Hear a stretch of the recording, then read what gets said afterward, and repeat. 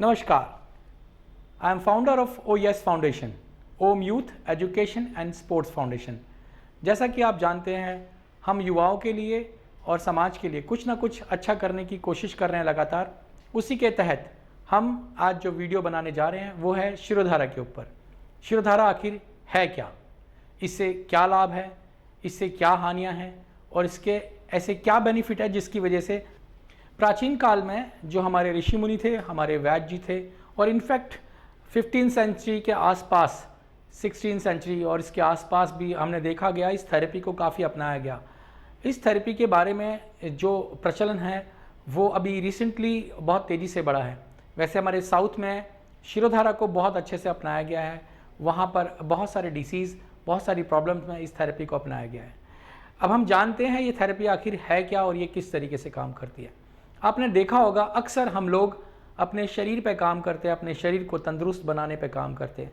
अगर शरीर थकता है तो उसे आराम देते हैं, उसे विश्राम देते हैं। क्या आपने कभी ऐसा सोचा है कि आपका मस्तिष्क जो कि लगातार काम करता है उसको विश्राम कैसे मिलेगा, उसकी थकावट कैसे दूर होगी? नहीं होती। एक्चुअली हमारा कॉन्शियस और सबकॉन्शियस माइंड दोनों ही स्तर पर लगातार कार्य करता है, काम करता है। कॉन्शियस माइंड हमारा दिन में काम करता है, दिन में लगातार काम करने की वजह से वो थकता है और उसको आराम देने के लिए हमारा सबकॉन्शियस माइंड रात को सपने दिखाता है। ये सपने ऐसे सपने होते हैं जिन्हें देखकर आपको अच्छा लगता है, आपका कॉन्शियस माइंड आराम महसूस करता है। उसके आराम मिलने की वजह से उसके बाद अगले दिन आपका फिर से वही कॉन्शियस माइंड फिर से काम पर लगता है और लगातार कार्य करता है। इस तरीके से अगर हम देखा जाए तो आपका कॉन्शियस और सबकॉन्शियस माइंड दोनों ही स्तर पर लगातार काम करता है और ये जब काम करता है तो इसमें थकावट तो होती ही है, आपके शरीर को आराम मिल जाता है। लेकिन कभी आपने ऐसा सोचा है कि हज़ारों सालों से जब से आप पैदा हुए हैं, स्पेशली बचपन से लेके, इनफैक्ट हम ये कहें ड्यूरिंग द प्रेगनेंसी, जब हमारा ब्रेन डेवलप हो जाता है और वो कुछ कुछ चीज़ें, कुछ कुछ सिग्नल लेना महसूस कर देता है, तब से लेके लगातार आपका ब्रेन काम कर रहा है।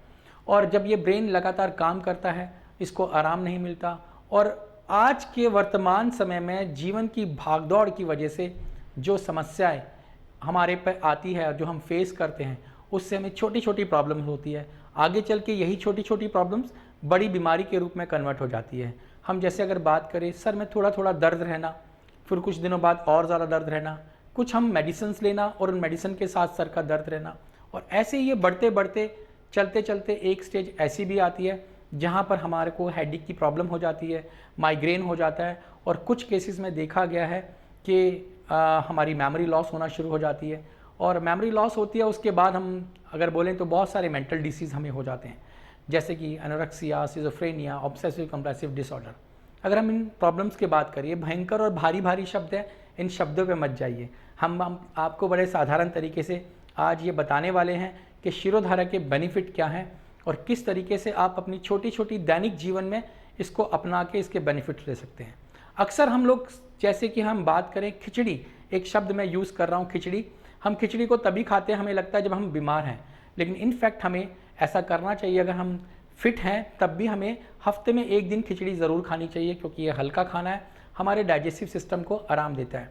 उसी प्रकार से हमारे ब्रेन के लिए जो लगातार काम करता है, जो दिन और रात काम करता है, उसके लिए अगर आप शिरोधारा कराते हैं तो आपको बेनिफिट्स ज़्यादा मिलेंगे। आपकी वर्किंग एफिशिएंसी बढ़ेगी, आपके कार्य करने की क्षमता बढ़ेगी।